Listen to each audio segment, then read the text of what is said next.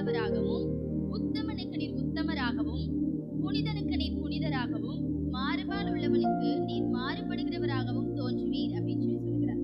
நம்ம தேவன் எப்பொழுதுமே நமக்கு அவர் அன்புள்ள தேவன், ஒரு இரக்கம் உள்ளவர், அவருடைய கிருபை என்னைக்குமே மாறாதது அப்படின்னு சொல்லி நமக்கு தெரியும். அதுதான் உண்மை. தேவன் அவருடைய அன்பிலிருந்து, அவருடைய இரக்கத்திலிருந்து, அவருடைய தயவிலிருந்து, உண்மையிலிருந்து ஒரு நாளும் அவர் பிசகாத தெய்வம் அப்படின்னு சொல்லி நம்ம வேதத்துல வாசிக்கிறோம்.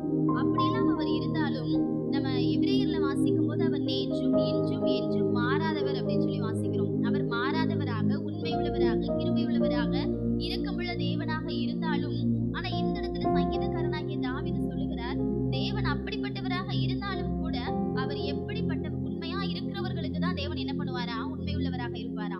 யார் உத்தமனாக வாழ்கிறாரோ அவர்களுக்கு தான் தேவன் உத்தமரா இருப்பார் அப்படின்னு சொல்லி சொல்லப்பட்டது. இங்கோ தயவுள்ளவனுக்கு நீ தயவுள்ளவராகவும் அப்படின்னு சொல்லி சொல்லப்பட்டிருக்கு. அதுல நம்ம இங்கிலீஷ்ல பார்த்தோம் அப்படின்னா அதுல mercy அப்படின்னு சொல்லப்பட்டிருக்கு. அப்படின்னா யாரு ஒருத்தவங்க மேல இரக்கமுள்ளவர்களா இருக்கிறாங்களோ அவங்க மேலதான் தேவன் என்ன பண்ணுவாரா, இரக்கமுள்ளவரா இருப்பாராம்.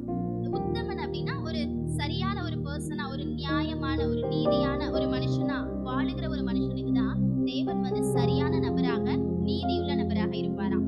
அப்புறம் உத்தமன் அப்படின்னு, புனிதன் அப்படின்னு பார்க்கும்போது ஒரு சுத்தமான ஒரு மனுஷன்.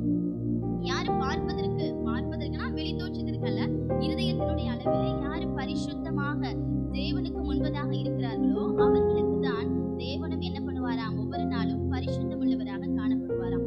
மாறுபாடா இருக்கிறதான மனிதர்களுக்கு தேவனும் என்ன பண்ணுவார், மாறாதவராக அல்ல, அவரும் மாறுபடுகிறவராகவே தோன்றுவார். அவங்க சொல்லுவாங்க, தேவன் எப்போதுமே என்ன பண்ணல, ஒரே மாதிரி அவர் இருக்கிறது கிடையாது, அவர் அன்புள்ள தேவன் கிடையாது, அவர் இரக்கமுள்ள தேவன் கிடையாது, தேவனும் என்ன பண்ணுவாரு, ஜனங்களை தண்டிப்பாரு அப்படின்னு சொல்லி சில பேர் சொல்றதை நம்ம கேட்டிருக்கோம். அது எதனால அப்படின்னா அவங்க மாறுபடுகிறவர்களாக இருக்கிறதுனால தேவனும் அவர்களுக்கு மாறுபடுகிறவராகவே இருக்கிறார். நாம் தேவனுக்கு உண்மை உள்ளவர்களாக, இல்ல நீதிமான்களாக, பரிசுத்தம் உள்ளவர்களாக, தேவனுக்கு பிரியமானதை செய்கிறவர்களாக நாம் இருந்தோமானால் தேவனும் அப்படித்தான் நமக்கு என்ன பண்ணுவார், வெளிப்படுவார். அதை விட்டுட்டு தேவனுக்கு பிரியமில்லாத காரியங்களை நாம் செய்யும் பொழுது தேவனும் நம்மளுடைய வாழ்க்கையில எப்படி இருப்பார் அப்படின்னா அவர் மாறுபடுகிறவராக